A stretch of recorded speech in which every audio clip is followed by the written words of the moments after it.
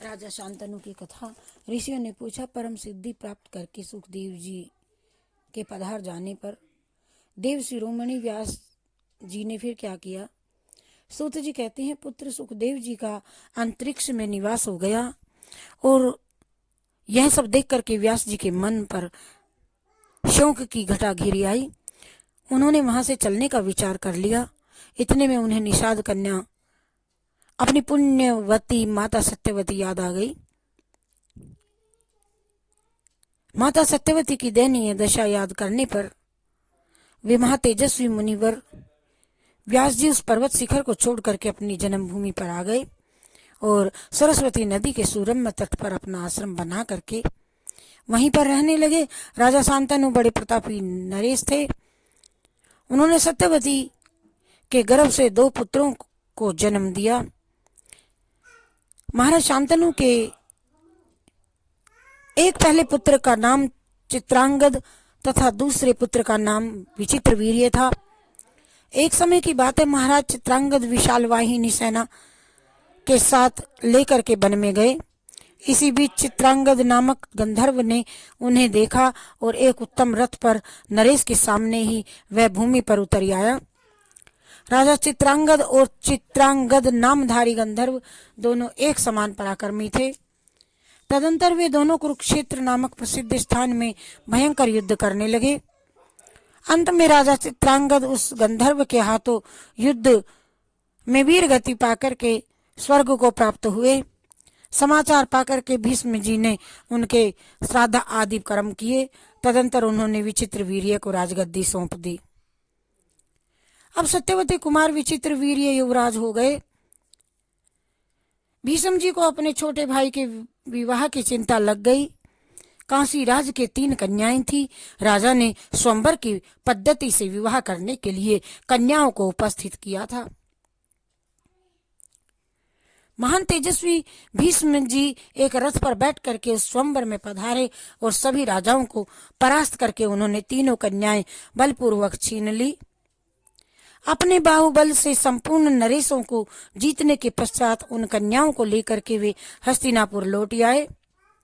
उन्हें लाकर के उन्होंने तुरंत सत्यवती को सौंप दिया और ज्योतिष एवं वेद के पारगामी विद्वान ब्राह्मणों को बुला करके उनसे शुभ मुहूर्त बताने की प्रार्थना की और अपने छोटे भाई धर्मात्मा विचित्रवीर्य का उन कन्याओं के साथ में विवाह करने लगे। तो तीनों में जो अत्यंत सुंदर थी, उस कन्या ने लज्जित होकर के भीष्म जी से कहा, धर्मज्ञ, मैं तो मन ही मन साल्व हो स्वयंवर में वर कर चुकी हूं। सूत जी कहते हैं, इस प्रकार उस कन्या ने के कहने पर कुरुनंदन भीष्म जी ने कहा, वारानने, तुम स्वेच्छा पूर्वक जा सकती हो। अब भीष्म जी से विदा होकर के वह कन्या साल्व के पास गई और अपने मन की अभीष्ट बात उस नरेश के सामने स्पष्ट कर दी। साल्व ने कहा, सुंदरी, मेरे सामने ही भीष्म ने तुझे पकड़ करके रथ पर बैठा लिया था। यद्यपि तेरे प्रति भीष्म जी की मात्र भावना थी, फिर भी तू उनके पास तो रह चुकी है, अतः मेरे साथ तेरा विवाह होना असंभव है। अब साल्व के त्याग देने पर वह कन्या रोती बिलखती हुई भीष्म जी के पास में आई और आंखों से आंसू गिराती हुई वो कहने लगी, वीर, आपकी छोड़ी हुई मान करके साल्व ने मुझे स्वीकार नहीं किया। ये महाभाग, अपनी दासी बना लीजिए। भीष्म जी बोले, सुंदरी, तुम्हारे चित्त में दूसरा पुरुष बस चुका है, अतः तुम्हें कैसे स्वीकार किया जाए। कल्याणी, अब तुम निश्चिंत होकर के अपने पिता के पास चली जाओ। जब साल्व के समान ही भीष्म जी से भी उत्तर मिला यही, तो तब वह कन्या जंगल में चली गई और वहां एक परम पवित्र निर्जल स्थान था, वहीं रह करके वह तपस्या करने लगी। इधर राजा विचित्रवीर्य का 2 स्त्रियों के साथ संबंध हुआ। काशी राज की वे दोनों कन्याएं अनुपम रूपवती थी। एक का नाम था अंबालिका और दूसरी का अंबिका। 9 वर्ष तक महाराज विचित्रवीर्य उन दोनों के साथ मन के अनुकूल रमण करते रहे। 9 वर्षों तक। इतने में उन्हें राज्यक्षमा की बीमारी हो गई और इसके बाद वे इस लोक से चल बसे। सत्यवती ने अत्यंत दुखित होकर के भीष्म जी से कहा, महाभाग पुत्र, तुम अपने पिता शांतनु के राज्य का भार संभाल लो, साथ ही वंश लुप्त ना हो जाए, इसीलिए विवाह कर लो। भीष्म जी ने कहा, माता जी, मैंने पिता के लिए जो प्रतिज्ञा की थी उसे आप सुन चुकी हैं, अतः मैं न राज्य करूंगा और न विवाह ही। सूत जी कहते हैं, तब वंश परंपरा कैसे कायम रहे, इस चिंता से सत्यवती घबरा उठी। सत्यवती ने अपने बड़े पुत्र शुद्धात्मा व्यास जी का मन ही मन चिंतन किया। जब चिंतन किया, स्मरण करते ही तपस्वी व्यास जी वहां आ पहुंचे और भीष्म जी ने व्यास जी की पूजा की।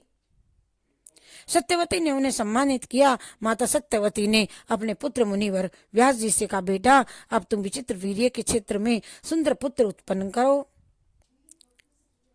व्यास जी ने माता की बात सुनकर अपनी स्वीकृति दे दी।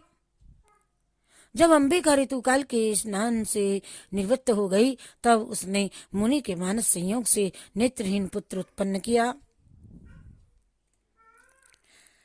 उस जन्मंत बालक को देख करके सत्यवती का मन दुख से मुक्त न हो सका। तब दूसरी बहू से कहा, तुम भी शीघ्र पुत्र उत्पन्न करो।